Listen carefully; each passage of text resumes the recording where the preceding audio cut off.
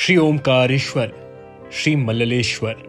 यह ज्योतिर्लिंग मध्य प्रदेश में पवित्र नर्मदा नदी के तट पर स्थित है। इस स्थान पर नर्मदा की दो धाराओं में विभक्त हो जाने के बीच एक टापू सा बन गया है। इस टापू को मांधाता पर्वत या शिवपुरी कहते हैं। नदी की एक धारा इस पर्वत के उत्तर और दूसरी दक्षिण होकर बहती है। दक्षिण वाली धारा ही मुख्य धारा मानी जाती है। इसी मांधाता पर्वत पर श्री ओमकारेश्वर ज्योतिर्लिंग का मंदिर स्थित है। पूर्व काल में महाराजा मांधाता ने इसी पर्वत पर अपनी तपस्या से भगवान शिव को प्रसन्न किया था।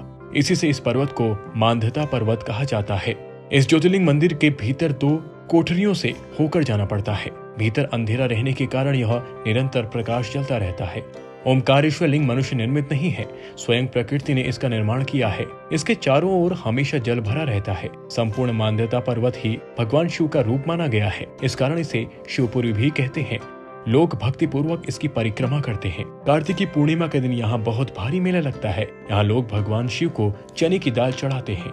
रात्रि की शिव आरती का कार्यक्रम बड़ी भव्यता के साथ होता है। तीर्थ यात्रियों को इसके दर्शन अवश्य करने चाहिए। इस ओमकारेश्वर ज्योतिर्लिंग के दो स्वरूप हैं। एक मल्लेश्वर के नाम से जाना जाता है। यह नर्मदा के दक्षिण तट पर ओमकारेश्वर से थोड़ी दूर हटकर पृथक होते हुए भी दोनों की गणना एक में ही की जाती है। लिंग के दो स्वरूप होने की कथा पुराणों में इस प्रकार की गई है। अभी तक आपने हमारे चैनल भारत की कथाएं को सब्सक्राइब नहीं किया है तो सबसे पहले सब्सक्राइब कर लें।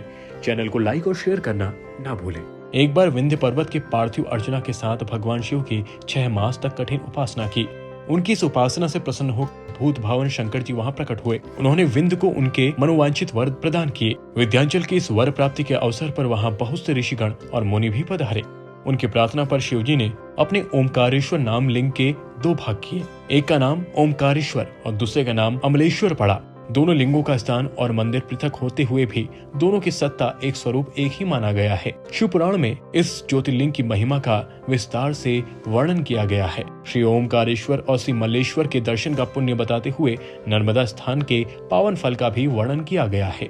प्रत्येक मनुष्य को इस क्षेत्र की यात्रा अवश्य ही करनी चाहिए। लौकिक पारलौकिक दोनों प्रकार के उत्तम फलों की प्राप्ति भगवान ओमकारेश्वर की कृपा से सहज ही हो जाती है। अभी तक आपने हमारे चैनल भारत की कथाएं को सब्सक्राइब नहीं किया है तो सबसे पहले सब्सक्राइब कर लें। चैनल को लाइक और शेयर करना ना भूलें।